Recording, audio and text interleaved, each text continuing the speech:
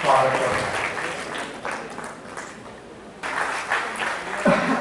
आणि प्रथम क्रमांक घेऊन त्यांचं म्हणजे पोलिसांची मानसिकता त्यातून व्यक्त करते आणि ती समानुभूती मुलांकडनं ती आम्हाला मिळते आणि त्यातनं जो रिस्पॉन्स मिळतो तो प्रशंसनीय होता, आधार देणारा होता. म्हणून ती कविता मुद्दा म्हणून मी म्हणून दाखवतो तुम्हाला.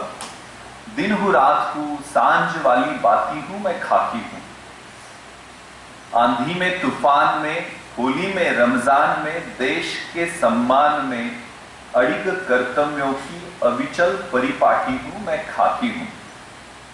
तैयार हूँ हमेशा ही, तैयार हूँ हमेशा ही तेज धूप और बारिश को हंसकर सहने को, हर त्योहार भीड़ के साथ मनाने को. पत्थर और गोली भी खाने को बनी मैं दूजी माटी हूं मैं खाकी हूं.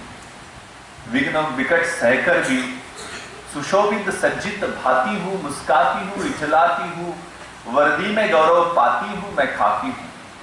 तम में प्रकाश हूं, कठिन वक्त की आस हूं, हर वक्त तुम्हारे साथ हूं, बुलाओ तो दौड़ी आती हूं मैं खाकी हूं.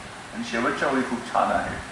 भूख और थकान की बात ही क्या, भूख और थकान की बात ही क्या, कभी आहत हूं, कभी चोटी हूं और कभी तिरंगे में लिपटी रोती सिसकती छाती हूं मैं खाकी हूं.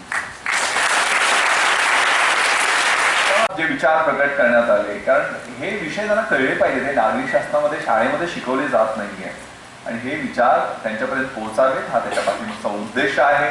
त्यातनं विचार मंथन होत आहे. तुम्ही वेगवेगळ्या ग्रामीण भागातल्या शाळांसाठी आपण मराठी माध्यमांचा सुद्धा उपयोग आणि इंग्लिश मिडियमचा दोन्हीचा, हिंदी माध्यमाचा, उर्दू माध्यमातली मुलं सुद्धा निमित्तानं दिसत आहेत. एक चांगलं अभिसरण, एक सामाजिक अभिसरण या निमित्तानं होतंय आणि हे मुलं आता बोलतायत तिथं, हेच जाऊन ते शाळेमध्ये बोलणार आहेत, हेच जाऊन ते घरी बोलणार आहेत. या विषयावरती विचार मंथन होऊन एक जबाबदार नागरिक बनवण्यासाठी हा आपला प्रयोग केलेला आहे.